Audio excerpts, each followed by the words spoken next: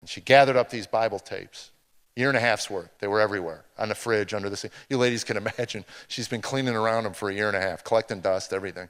She gathers them all up, and she brings them into the living room, and she throws them on the floor before she leaves, and she says, you either listen to these things or I'm throwing them out.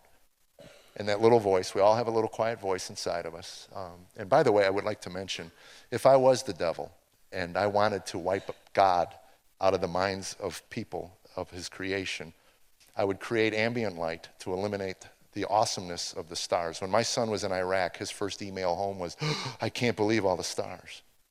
This is amazing. Dad, I'm telling you, it's amazing. I'd eliminate the stars, so when you looked up into heavens, you saw 2 or 3, and you go, what's so amazing about that? And then I'd create the iPod, and I'm not saying the iPod is the devil's creation. All I'm saying is I just create noise that fits inside your head so that God's voice, which is quiet and still, can't be heard. Because one day I'm walking by that pile of tapes, and that little voice says, open one up, and I walk back, and another voice says, there's nothing in there for you, and I start to walk away, and this struggle goes on. And I'd like to ask somebody, where does this come from?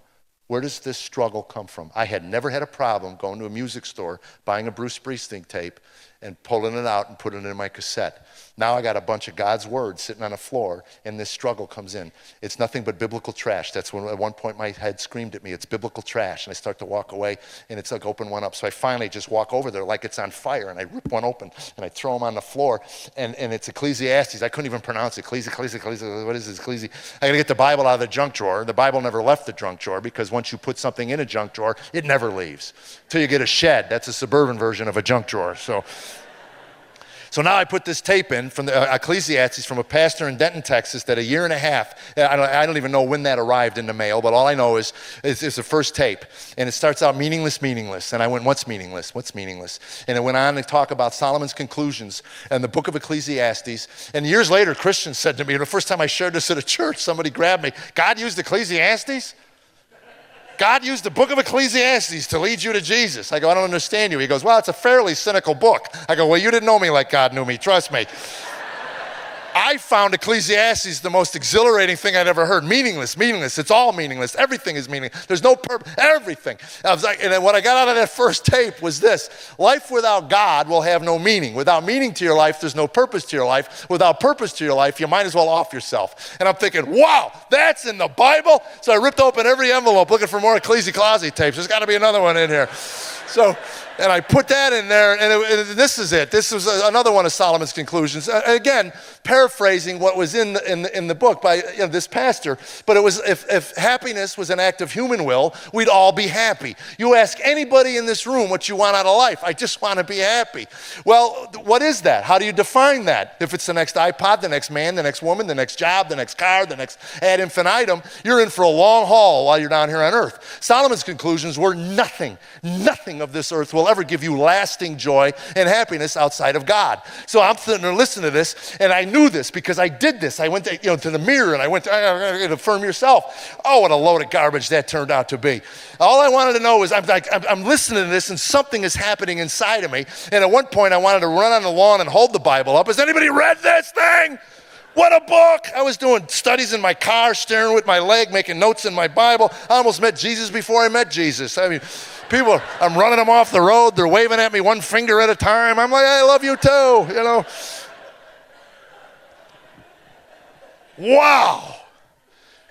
I have no idea why there was this moment in my life where God said, this guy's had enough. For the first time, I realized that I wanted an explanation for all these years. I wanted somebody to explain to me God so that I got it, so that I understood it, and it made a difference in my life. But the truth was I needed a revelation from God. Without the revelation, the explanation means nothing. And all of a sudden, everything was starting to change. The way I talked to people, the way I looked at people. I'm talking to my wife on the phone, and I'm going, babe, there's something going on. But she had heard this 1,000 times. It was just another one in a long list of things. And I remember when she came back that summer, and she says, how was your summer? I said, I'm a born-again Christian. She goes, what does that mean? I go, I don't know. I heard the term, but I wasn't there yet. I listened to, a year and a half's worth of tapes in a couple of months. And I'm down in Texas with my buddy, the guy that gave me the tapes, and we had gone to church. I wanted to meet Tommy Nelson, the pastor. and tell him how amazing I thought he was. And when we got back to Phil's house, he looked at me and he said, when I met you, God put it on my heart, you were looking for something. Have you found it? And all I could think to say to him at that time was, if Jesus Christ is not who he claimed to be, then Solomon was right, suicide. I have nowhere else to go. I've exhausted everything. And he said, can you admit you're a sinner?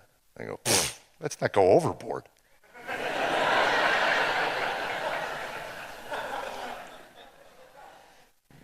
When God gets a man downwind from himself, admitting you're a sinner is really? Yeah, I fall a little short. I gave my life to Christ, all of it.